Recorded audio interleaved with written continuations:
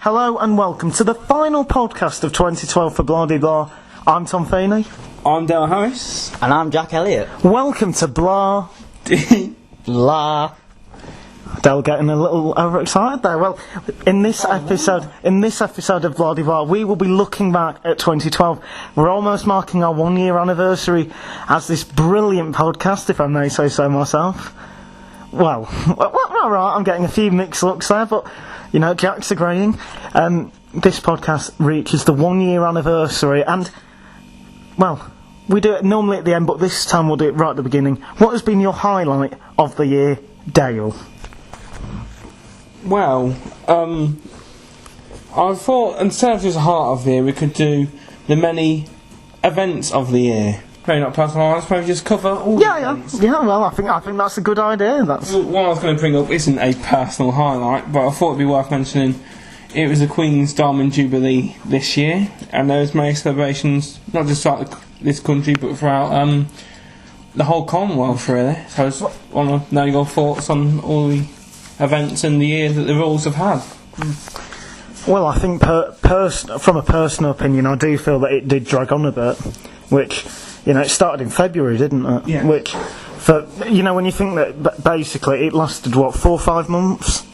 I believe it was celebrations went on even after that, didn't it? And although I did believe that with marking that anniversary, there did need to be a celebration, in my personal opinion, it did just go on a little bit too much. I think the media coverage, in my opinion, it like the fact that she went to like a garden centre, in my opinion, that should not be on the front page. What are your thoughts? Well, I agree it did go on too long. I thought it would just be the kind of part in the palace thing they did for the Golden Jubilee, and had all Paul McCartney there and whatnot, and that would be it, instead of a whole year with... I know someone have visited other countries, but I'm not sure it should have got the coverage that it did. I think it did go on for too long, but then again, the actual night, I mean, you tell me what was the last time you saw something as memorable as Madness playing on top of Buckingham Palace? Well, maybe when they played at the Olympics a couple months later.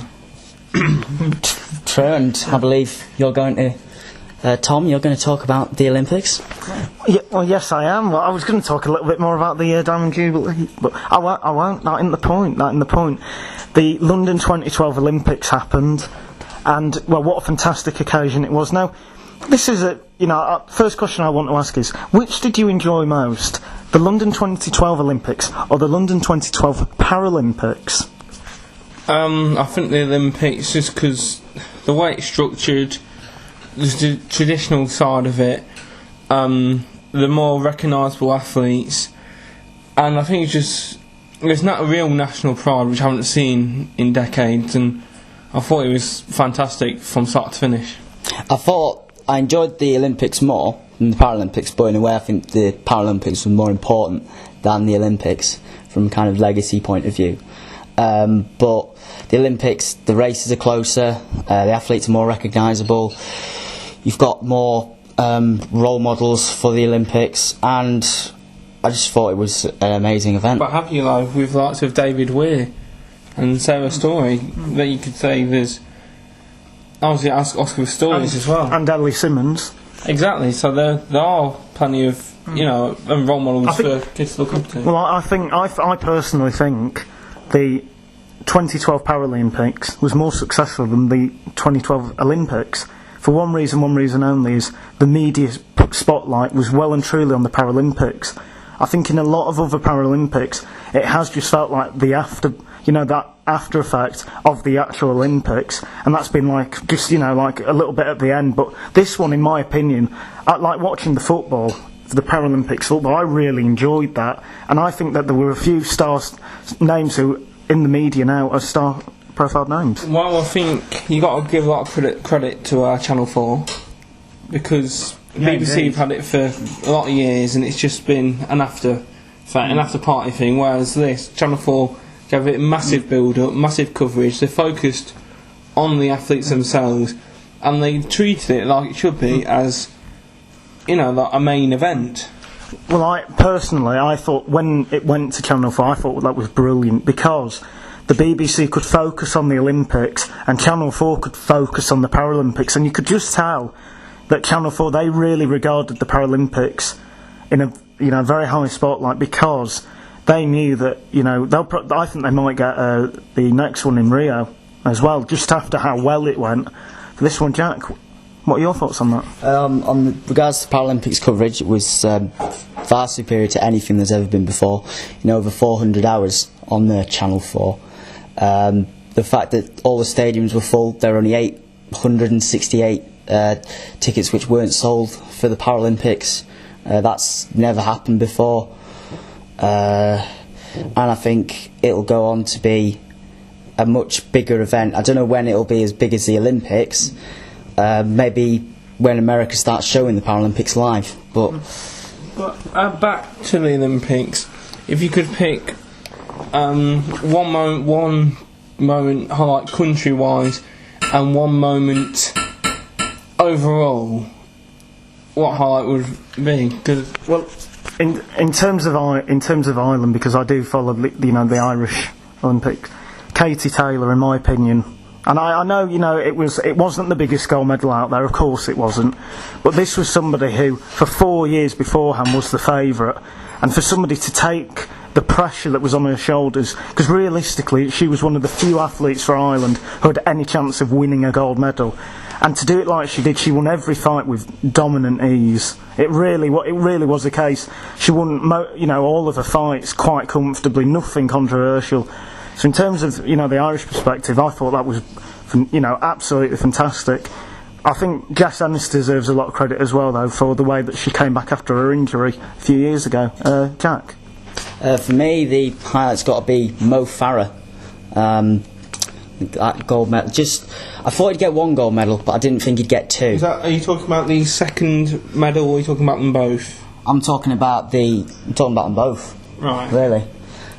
Would you include, because question two, would you include the whole night, as they got the unexpected 3 goals in one night in the Olympic Stadium? Would you include that? I would, but I'd say Mo Farah, of that night, Mo Farah's was the highlight of that night, but I think that night was perhaps the greatest night for British sport since 1966.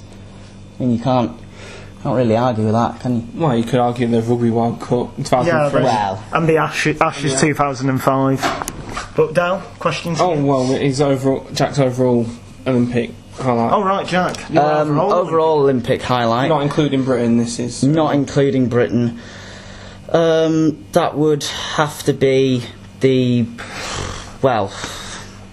just seeing probably Kat Copeland winning. To be honest, I know it involves Britain. Even though that is a Britain, and we did say, back to you? Yeah, we'll come back to you. Come back to me. Right. Well, I agree along the lines of the Mo Farah night, the long jump, whatnot. Yeah. Long jump was incredible for to clear that up. Yeah.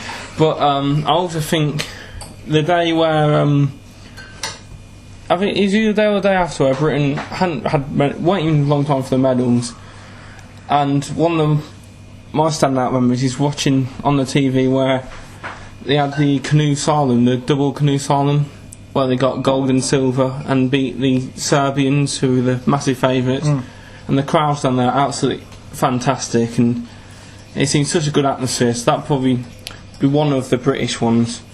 In terms of the other, you can't really look past Usain Bolt becoming an Olympic great, really.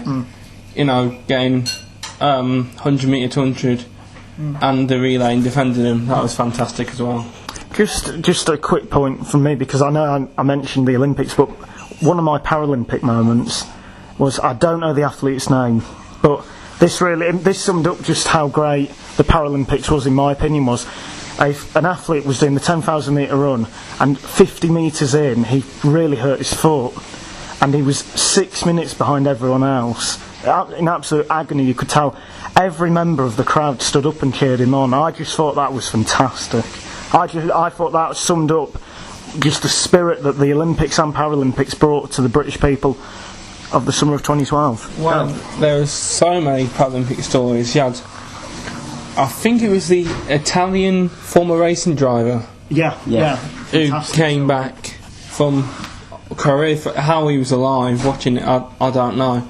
He came out and won a gold medal. It was absolutely fantastic. That's the stories that make the Paralympics. Jack, we'll go back to you on what your overall highlight was. We'll say either the Olympics or Paralympics of 2012. Well, I'd say of the Olympics, it's got to be Michael Phelps becoming the most successful Olympian of all time.